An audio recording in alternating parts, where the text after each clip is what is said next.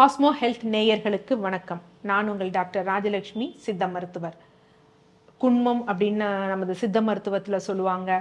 Gastric ulcer அப்படிங்கிறது இன்று எல்லாருக்கும் பரவலாக அப்பப்போ சொல்கிறது, எனக்கு அல்சர் இருக்குது போல், எனக்கு அல்சர் இருக்குது அப்படின்னு கன்ஃபார்மாக சில பேர் வந்து சொல்லுவாங்க. பட் எல்லாரும் சொல்லக்கூடிய ஒரு விஷயம் என்ன அப்படின்னு பார்த்தீங்கன்னா, சாப்பிடாம இருந்ததுனால அல்சர் வந்துருச்சு அப்படின்னு.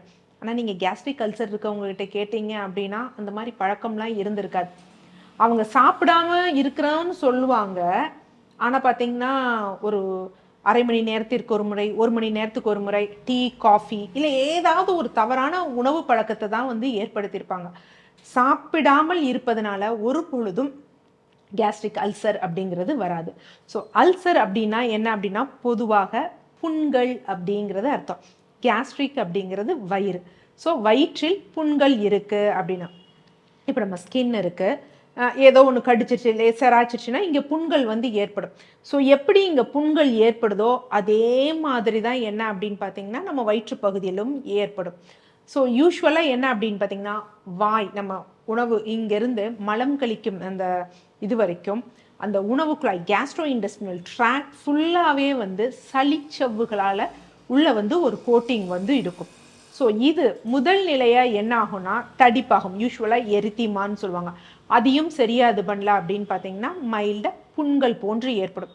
இது வயிற்று பகுதியிலும் ஏற்படும், கீழே வந்து கோலான்லேயும் வந்து, அதாவது குடல்லையும் வந்து பார்த்தீங்கன்னா இந்த மாதிரி புண்கள் வந்து ஏற்படும். இது ஏன் ஏற்படுது அப்படின்னா முதல் நிலை காரணம் என்ன அப்படின்னா மலச்சிக்கல். என்ன அப்படின்னு பார்த்தீங்கன்னா காலையில் மலம் கழிக்கிறது கிடையாது. சில பேர்லாம் சொல்லுவாங்க அசால்ட்டா, நான் டெய்லி மலம் போக மாட்டேன், ஒன்று நைட்டு போவேன், இல்லை ஒரு நாள் விட்டு ஒரு நாள் போவேன், 2 நாளைக்கு ஒரு தடவை போவேன், 3 நாட்களுக்கு ஒரு தடவை போவேன் அப்படின்லாம் சொல்லுவாங்க. இரவு கழிப்பது கூட வந்து ஏற்றுக்கொள்ள முடியாத ஒரு விஷயம். என்ன அப்படின்னா மலம் ஆனது நமது கடைசியாக மலக்குடல்ல போய் தங்குது அப்படின்னு வச்சுக்கோங்களேன். தங்கி ரொம்ப நேரம் அங்கே இருக்கும் பொழுது என்ன ஆகும்னா அதிலிருந்து தேவையில்லாத வந்து வாயுக்கள் வந்து வரும். ஸோ நிறைய வாயுக்கள் வரப்போ அதான் யூஸ்வலாக ஃப்ரீ ரேடிக்கல்ஸ். இது என்ன பண்ணும் அப்படின்னு பார்த்தீங்கன்னா அந்த குடல்களின் வழியாக போகும்போது அங்கே இருக்கக்கூடிய சளிச்சவ்வு வந்து சேதம் அடையும். அதுதான் முதல் நிலை காரணம். நீங்களே யோசி பாருங்க, ஒரு ஹோஸ் மாதிரி இருக்குது, கீழே வந்து அது வெளியே ஏறணும் ஏதோ ஒரு கண்டென்ட், அந்த கண்டென்ட் வந்து ரொம்ப நாள் அதுலேயே தங்கி இருக்கு அப்படின்னா அது என்ன ஆகும், துர்நாற்றம் வரம் ஏற்படும்.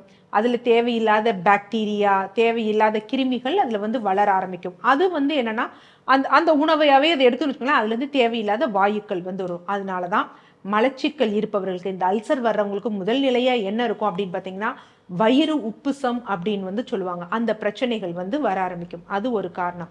அடுத்து 2வது காரணம் என்ன அப்படின்னு பார்த்தீங்கன்னா தூக்கம், போதுமான தூக்கம் இல்லாமல் இருக்கிறது, தூக்கமின்மை. இது ரெண்டும். ஏன்னா தூக்கம் சரியில்லாமல் இருந்ததுன்னா நம்ம பல ஹார்மோனல் வந்து இம்பேலன்ஸ் ஆகும். அந்த நேரத்தில் பொய்ப்பசி போன்றவை வரும். ஸோ ஆசிட் செக்ரீஷன் வந்து அதிகமாக ஆகும். அந்த காரணங்களாலையும் என்ன அப்படின்னு பார்த்தீங்கன்னா வயிற்றில் வந்து அல்சர் வந்து ஏற்படும். 3வது என்ன அப்படின்னா நமக்கு தேவையான நல்ல பாக்டீரியா வந்து அவ்வளவா குடல்களில் வந்து இல்லாமல் இருக்கிறது. அதிகமான கெட்ட பாக்டீரியா வந்து இருக்குது. குறிப்பாக வந்து என்ன அப்படின்னா சிறு குடலில், இது யூஸ்வலாக சைபோ அப்படின்னு சொல்லுவாங்க, small intestinal bacterial over growth. So இந்த கெட்டது அதிகமாக இருக்கும் பொழுது அதிலிருந்து வரக்கூடிய டாக்ஸின்ஸும் ஜாஸ்தியாகும். ஸோ இதனாலையும் நமக்கு என்ன ஆகும் அப்படின்னு பார்த்தீங்கன்னா கேஸ்ட்ரிக் அல்சர் வந்து ஏற்படும். Antibiotic abuse. ஆன்டிபயாட்டிக் அப்படிங்கிறது பொதுவாக கிடையாது, ஆன்டிபயாட்டிக் அப்யூஸ். ஒரு நாளைக்கு ஒரு மருத்துவரிடம் நம்ம போயிருப்போம், அவர் சளியோ காய்ச்சலோ இல்லை டயரியாவோ ஏதோ ஒரு காரணத்துக்காக ஒரு ஆன்டிபயோட்டிக் கொடுத்துருப்பாரு. அடுத்து வந்து திரும்பவும் நமக்கு அந்த பிரச்சனைகள் வந்தது அப்படின்னா மருத்துவரை நம்ம ஆலோசிக்கிறதே கிடையாது. நம்ம உடனே போய் மெடிக்கல் ஷாப்பில் அந்த ஆன்டிபயோட்டிக் வந்து வாங்கிப்போம். ஸோ இப்படி தொடர்ந்து அதிக அளவில் ஆன்டிபயோட்டிக் எடுக்கிறது, ஆன்டிபயோட்டிக் அப்யூஸ் பண்ணுறதுனால என்னன்னா நல்ல பாக்டீரியாக்களும் அழிய ஆரம்பிச்சிடும். ஸோ அதுவும் ஒரு காரணம் நமக்கு அல்சர் வந்து ஃபார்ம் ஆக. இதன் இல்லாமல் மது பழக்கம், புகைப்பழக்கம் போன்ற காரணங்களாலையும் அப்யூஸ் வந்து இந்த மாதிரி அல்சர் இது பண்ணும். அடுத்து உணவு முறைகளில் வந்து நிறைய காரம், துரித உணவுகள். பல முறை நம்ம நினைப்போம் ஏதோ ஒரு நகட்ஸ் வாங்குகிறோம், ஏதோ ஒரு ஃப்ரை வாங்குகிறோன்னா அவன் நம்ம வீட்டில் மாதிரி ஒரு தடவை எண்ணெயை போட்டல திருப்பி அந்த எண்ணெயிலேயே பொறிச்சு எடுக்கும் பொழுது அதுவும் நமக்கு என்ன அப்படின்னு பார்த்தீங்கன்னா கேஸ்ட்ரிக் அல்சர் போன்றவை வந்து ஏற்படுவதற்கு வாய்ப்புகள் அதிகமாகும். இதெல்லாம் நம்ம உணவு முறைகளில் வாழ்வியல் முறைகளிலும் நாம் செய்யக்கூடிய தவறுகளால் இந்த கேஸ்ட்ரிக் அல்சர் வந்து ஃபார்ம் ஆகுது. ஸோ கேஸ்ட்ரிக் அல்சர் அப்படி ஃபார்ம் ஆகும் பொழுது என்ன ஆகும்னா சில பேருக்கு வயிறு உப்புசம் இருக்கும், சிலருக்கு நெஞ்சு கரிச்சல் இருக்கும், சிலருக்கு உணவு சாப்பிட்டவுடன் வயிற்றெரிச்சல் குறையும், சிலருக்கு உணவு சாப்பிட்ட பிறகு வயிற்றெரிச்சல் அதிகமாகும். ஆக்சுவலாக நான் இங்கே சொல்கிறது பொதுவாக கேஸ்ட்ரிக் அல்சர்னு சொன்னாலும் எல்லாமே சேர்த்து தான். Pancreatic ulcer, duodenal ulcer and then வந்து பார்த்தீங்கன்னா கிரான்ஸ் டிசீஸ்ன்னு சொல்லுவோம், அதுவும் குடல்களில் தாபிதமாகும். இது எல்லாவற்றிற்கும் பொதுவாக தான் வந்து பார்த்தீங்கன்னா இந்த பதிவை சொல்கிறோம். பட் வார்த்தைன்னு நான் சொல்கிறது கேஸ்ட்ரிக் அல்சர்னு சொல்கிறோம். இந்த மாதிரி பிரச்சனைகள் இருக்கும். இது ரொம்ப நம்ம சரியாக ட்ரீட் பண்ணல அப்படின்னா உள்ள வயிற்று பகுதியை இந்த பகுதிகளில் இருக்கக்கூடிய இரத்த நாளங்கள் சேதமடைந்து வெடித்து இன்டர்னல் ப்ளீடிங் வரும், அதுவும் இருக்கும்.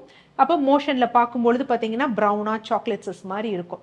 ஸோ இதெல்லாம் என்ன காரணங்கள்னா அல்சரோட தீவிரத்தால் உண்டு பண்ணக்கூடியது. இது இல்லாமல் வந்து பாக்டீரியாவால் அல்சர் வருதுங்கிறாங்களே டாக்டர், அது உண்மையா அப்படின்னா அது கான்ட்ரவர்ஷியலான ஒரு விஷயம். என்ன அப்படின்னு பார்த்தீங்கன்னா ஹச் பைலோரே பாக்டீரியா. இது யூஸ்வலாக வந்து நம்ம எண்டோஸ்கோப்பி வந்து போடுவாங்க. எண்டோஸ்கோப்பி போடும் பொழுது என்ன அப்படின்னா ரூட் டெஸ்ட் அப்படின்னு எடுப்பாங்க, ரேபிட் யூரியேஸ் டெஸ்ட் அப்படின்னு. ஸோ உங்களுக்கு வந்து பார்த்தீங்கன்னா டெஸ்ட் எடுத்துகிட்டு ஒரு கார்டு மாதிரி கொடுத்துருப்பாங்க, ரோஸ் கலர்ல எல்லாம் இருக்கும். ஸோ இது என்ன அப்படின்னு பார்த்தீங்கன்னா இது பாசிட்டிவாக இருந்தால் ஹச் பைலோரி உங்களுக்கு இருக்குது. அதனால என்ன அப்படின்னு பார்த்தீங்கன்னா உங்களுக்கு வந்து அல்சர் இருக்குன்னு சொல்லி அந்த ஹச் பைலோரியை அழிப்பதற்குரிய மருந்துகள் ஆன்டிபயோட்டிக்ஸ் வந்து யூஸ்வலாக வந்து கொடுப்பாங்க. நீங்கள் யூஸ்வலாக கூகுள் பண்ணி பாருங்கள். நான் பலமுறை பல பதிவுகளை வந்து சொல்லியிருக்கேன். டாக்டர் பிளேசர் அப்படிங்கிறவர் இந்த ஹச் பைலோரி அப்படிங்கிறது நமது மனித உயிர் ஆரம்பித்த காலம் தொற்றுல வந்து நம்ம கூட இருக்கக்கூடிய ஒரு பாக்டீரியா என்ன அப்படின்னு பார்த்தீங்கன்னா ஹச் பைலோரி பாக்டீரியா. ஆனால் அண்மை காலமாக இந்த பாக்டீரியா நம்ம உடம்புல குறைஞ்சிக்கிட்டே வருது. ஸோ இது எதற்கு ரொம்ப முக்கியம் அப்படின்னு பார்த்தீங்கன்னா நம்மளுடைய நோய் எதிர்ப்பு சக்திக்கு ரொம்ப முக்கியம். இது குறைந்த குழந்தைகளுக்கு ஈஸ்னோஃபிலியா, ஆஸ்துமா போன்ற கண்டிஷன்லாம் வருது அப்படின்னு ஆராய்ச்சி தரவுகளும் சொல்லப்பட்டது. ஆனால் அது மூடி மறைக்கப்பட்ட ஒரு விடயமாக இருக்குது. ஹச் பைலோரி ஜாஸ்தி ஆனால் கேன்சர் ஆயிரும் அப்படின்னு சொல்லப்படுது. பட் அதற்கான பெரிய வந்து ஒரு விஷயம் இல்லை. அதனால வந்து ஹச் பைலோரிங்கிறது தேவையில்லாத ஒரு பாக்டீரியா கிடையவே கிடையாது. அதை நம்ம புரிஞ்சுக்கணும். சரி, ஓகே, இப்போ இதெல்லாம் இருக்குது, நான் என்ன மாதிரியான உணவு முறைகளும் வீட்டில் சின்ன சின்ன கை வைத்தியம் பண்ணலாம் அப்படிங்கிறத தான் இதில் வந்து பார்க்க போகிறோம். முதல் விடயமாக என்ன அப்படின்னா இதற்காக நிறைய வந்து ட்ரீட்மெண்ட் எடுக்கிறோம். சில மருந்துகள் எடுக்கும் பொழுது அதனால என்னென்னா சிலருக்கு சிறுநீரக பாதிப்பு வந்து வரும். ஸோ அதனால் நான் சொல்லக்கூடிய உணவு முறையை ஃபாலோ பண்ணுறவங்க உங்கள் urine routine, urine microalbuminuria, serum creatinine இது வந்து நார்மலாக இருக்கான்னு பார்த்துட்டு நான் சொல்லக்கூடிய டயட்டை வந்து ஃபாலோ பண்ணுங்கள். எதற்காக அப்படின்னா இதனால தான் வந்துச்சு அப்படிங்கிற பழி ஏற்படக்கூடாது இந்த சித்த மருத்துவ முறை மீது அப்படிங்கிறதுக்காக தான் நான் சொல்கிறேன்.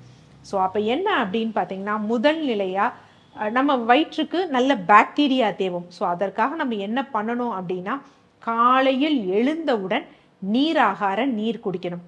இதற்காக நம்ம வந்து நார்மல் ரைஸ் எடுக்கக்கூடாது, அன்பாலிஷ்ட் ரைஸ் தான் எடுக்கணும். ஏன்னா பாலிஷ்ட் ரைஸ் எடுத்தோம் அப்படின்னா நமக்கு சுகர் வரும். அன்பாலிஷ்ட் ரைஸ் எடுத்தோம்னா தான் அதில் வந்து நமக்கு விட்டமின் பி சத்து மற்ற ட்ரேஸ் மினரல்ஸ்லாம் நமக்கு கிடைக்கும். என்ன அப்படின்னா முதல் நாள் அந்த சாதத்தை வடிச்சிட்டு அந்த நீரையும் அதில் ஊற்றிட்டு ஓவரால் நைட் ஃபர்மெண்டேஷன் பண்ண விடணும். நல்ல பாக்டீரியா கிடைக்கும்.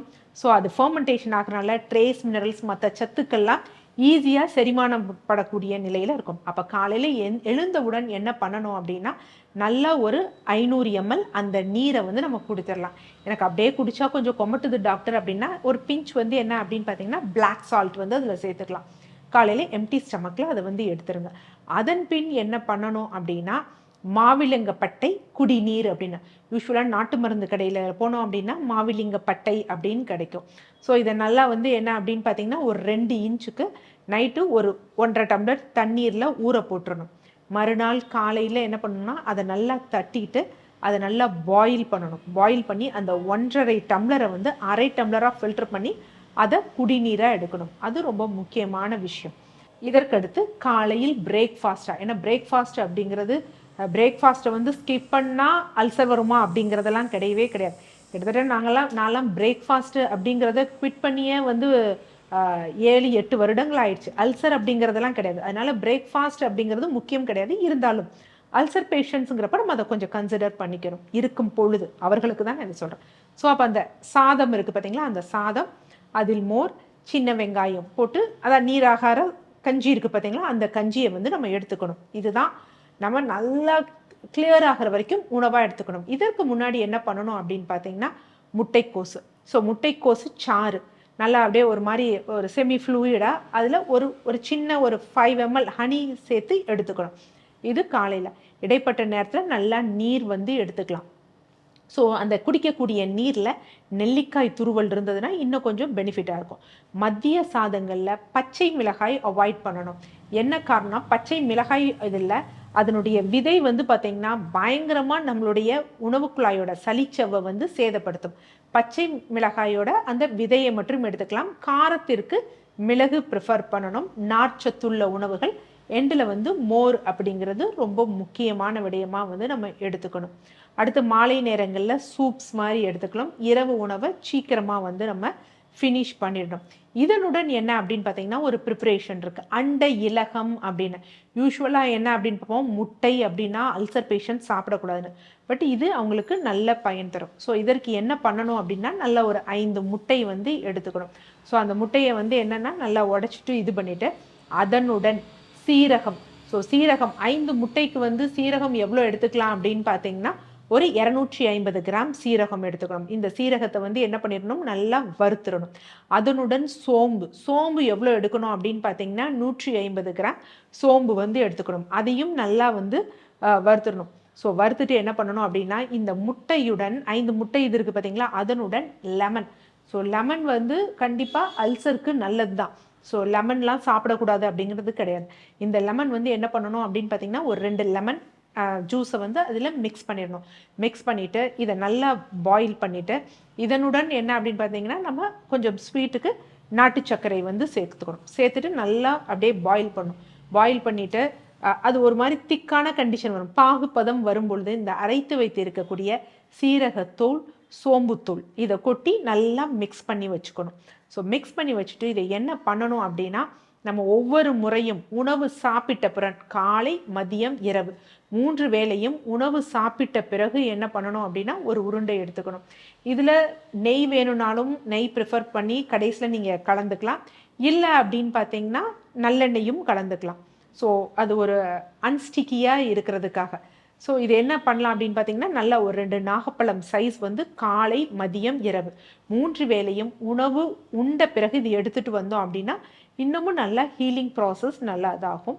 ஸோ இதை நீங்கள் ஃபாலோ பண்ணி பாருங்கள். நீங்கள் அடைந்த பயனை வந்து கமெண்ட் செக்ஷனில் போஸ்ட் பண்ணுங்கள். நன்றி.